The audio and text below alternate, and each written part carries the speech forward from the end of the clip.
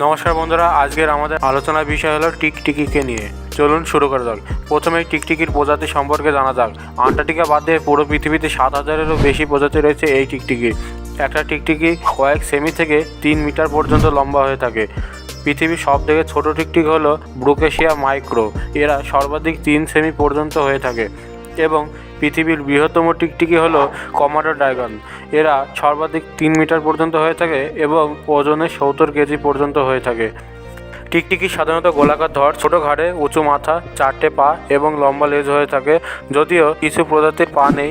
অন্যান্য সরীসৃপদের মতোই টিকটিকির ত্বক কেরোটিন দিয়ে তৈরি ওভারল্যাপিং স্কেল দ্বারা আবৃত থাকে, যা এদের দেহকে সুরক্ষা প্রদান করে।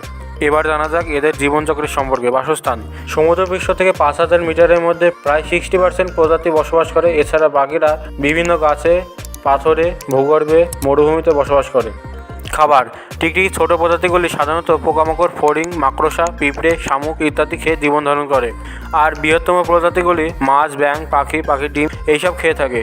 একটি 50 কেজি ড্রাগন টিকটিকি 70 মিনিটে 31 কেজি মৃতদেহ খেতে পারে বলে গবেষণায় জানা গেছে।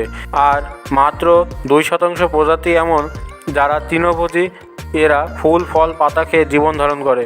তৃণভোজীদের মধ্যে সবচেয়ে বড় তৃণভোজী প্রজাতি হলো সামুদ্রিক ইগুয়ানা।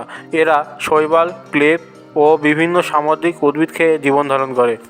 যোগাযোগ: সাধারণত শব্দের মাধ্যমে এরা যোগাযোগ খুবই কমই করে।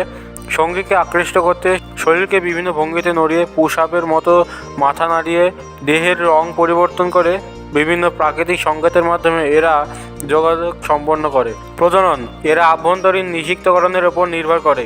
মিলনের ক্ষেত্রে পুরুষ তার একটি হেমিপিনকে মহিলাদের ক্লোকাতে প্রবেশ করায়। বেশিরভাগ প্রজাতিই ডিম পাড়ে।